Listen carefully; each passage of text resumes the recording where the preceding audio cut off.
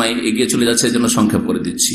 গীবত করা, গীবত করা, গীবত করা মানে যিকরুকা আখাকা বিমা ইয়াকরাহু। রাসূলুল্লাহ সাল্লাল্লাহু আলাইহি ওয়াসাল্লাম বলেছেন, তোমার ভাইয়ের এমন দোষ চর্চা করা চোখের আড়ালে যা তাকে অপ্রীতিকর লাগে, কষ্টদায়ক লাগে। ওর মধ্যে দোষ আছে, দোষ ওর মধ্যে আছে, আর সেটা আপনি সংশোধনের জন্য বলে তাকে সামনাসামনি লুকিয়ে পার্সোনাল বলতেন, ব্যক্তি জীবনের দোষ, কিন্তু আপনি অন্যের সামনে বলছেন, আরে জানেন ওই লোক যে আছে না, এমনিতে দেখেন ইসলামিক সেন্টারে আসে কিন্তু ফজর নামাজ পড়ে না, ফজর নামাজ পড়ে না, কি লাভ করলেন?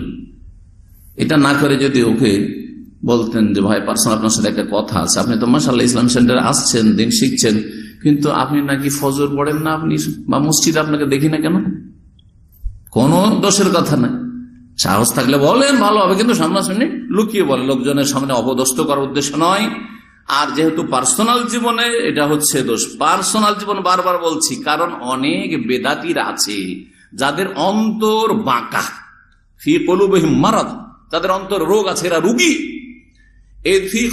তারপর এদের অন্তরে জায়গা আছে, অন্তর বাঁকা, এদের বক্রতা আছে, যার ফলে আমরা যদি বলি যে অমুক শিরকি আকিদার, অমুক বেদাতি আকিদার, অমুক হচ্ছে খারেজি, অমুক হচ্ছে এইরকম, অমুকের মধ্যে এই ভুলটা আছে, অমুকের বক্তব্যে, অমুকের লিখাতে এই ভুল আছে, ও শুধু গীবত করে, গীবত করে, ওনার বক্তব্য শুধু খালি গীবত। ও জাহেল, গীবতই বুঝে না। যে জাহেল গুলো হয় জাহেল, গীবত বুঝে না, আর না হইলে অন্তর বাঁকা, মানুষকে বিভ্রান্ত করছে যে ওর আলোচনা শুনিও না, ওর কথা শুনিও না, কারণ ও কোনো আলেম না, ইসলামের খেদমত করে না, ও শুধু আমাদের গীবত করে বা আমাদের আলেম সমাজের গীবত করে। আরে তোমার আলেম শিরক শিখেছে, তোমার আলেম বেদাত শিখিয়েছে, তোমার আলেম তোমার সৌদি বিদ্বেষী, সৌদি আরব বিদ্বেষী, তোমার আলেম যারা সাহাবায়ে কেরামদেরকে পথভ্রষ্ট বলে, তাদের পক্ষে কথা বলে, তাদেরকে বাপের বেটা বলে, তাদের প্রশংসা করে, তাদেরকে আদর্শ বলে, ঠিক গোমরাহ, তার আকীদা ঠিক নাই, তার মানহাজ ঠিক নেই, সতর্ক করবেন না? লাখ লাখ মানুষ জাতির গোমরাহ হয়ে যাচ্ছে। আর যদি না বলা হয় যে ওর আকীদা ঠিক নয়, ওর বক্তব্যে অনেক ভুল আছে, ওর মানহাজ ঠিক নয়, ও হচ্ছে বেদাতি বক্তা, ও হচ্ছে মুতাজিলি বক্তা, ও হচ্ছে শিরকি আকীদার লোক, ও হচ্ছে পীর মুরিদের শিরকি আকীদা আছে তাদের মধ্যে, বলতে হবে না? লাখ লাখ মানুষকে জাহান্নামের রাস্তা থেকে ফিরাতে হবে, কারণ লক্ষ লক্ষ মানুষ তাদের ফ্যান আছে, ভক্ত আছে, চলে যাচ্ছে তাদের পিছনে।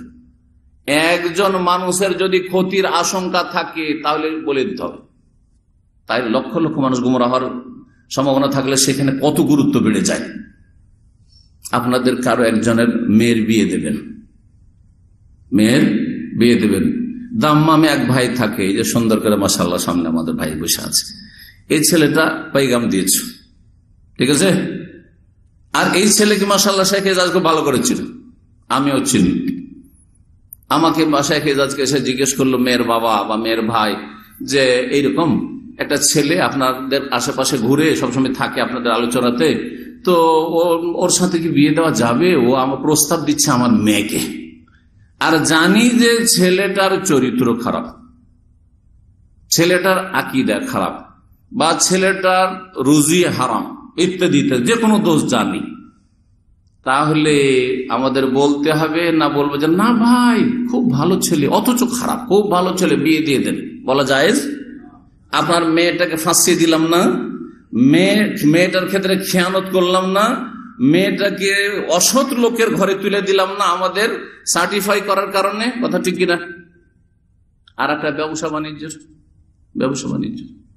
পার্টনারশিপে ব্যবসা করবেন, আমাদের এই ভাইয়ের সাথে ব্যবসা করবেন, জানি যে ও এত হাত ভারীর ভারী, যদি টাকা পড়ে যায় দেওয়ার নাম কথা নেই। ওর এসে জিজ্ঞেস করছেন আমাকে, শেখ ও তো আপনার ওখানে নিয়মিত দার্সে যায়, ওর সাথে আমি একটা শেয়ারে ব্যবসা করতে চাইছি, করা যাবে? যদি আমি বলে দিই না ভাই করেন, অসুবিধা নেই, ভালো ছেলে খুব, অথচ খারাপ, তাহলে কত বড় কাবিরা গুনাহ করলাম? আপনাকে ফাঁসাইলাম না? অথচ একটা লোকের ব্যবসার ব্যাপার আছে, একটা মেয়ের লাইফের ব্যাপার আছে। হ্যাঁ, তাইলে লক্ষ লক্ষ মানুষ আজকাল শিরক বিদআতের দিকে চলে যাচ্ছে, ভুল মানহাজের দিকে চলে যাচ্ছে। হ্যাঁ, যেই তৌহিদ সুন্নতের দেশের সাথে ভালোবাসা উচিত সেখানকার সম্পর্কে বিদ্বেষ ছড়াচ্ছে বক্তা, আর যেই দেশ শিরক আর কুফরিতে ভরা, সাহাবায়ে কেরামদেরকে গাল দেওয়া, ইসলাম থেকে খারিজ করা, তাদের ধর্ম, তাদের প্রশংসা করে, সেসব বক্তা সম্পর্কে সতর্ক করতে হবে না? সেসব লেখক সম্পর্কে সতর্ক করতে হবে না? সেসব বিদাতি আলেম সম্পর্কে সতর্ক করতে হবে না? নাহলে দেশের 15-16 কোটি মানুষ সমস্ত গোমরা হয়ে চলে যাচ্ছে। বোঝার চেষ্টা করবেন, অন্তর বাঁকা করে না, অন্তর সোজা করে বোঝার চেষ্টা করবেন। গীবত কখন? যখন ব্যক্তি জীবনের দোষ ত্রুটি আছে, আমার ব্যক্তি জীবনের দোষ, তাহলে আমাকে বলতে হবে। শেখ এজাজের ব্যক্তি জীবনের দোষ, তার দ্বারা অন্য কারো ক্ষতির আশঙ্কা নেই, তখন আলাদা করে লুকিয়ে বলতে হবে।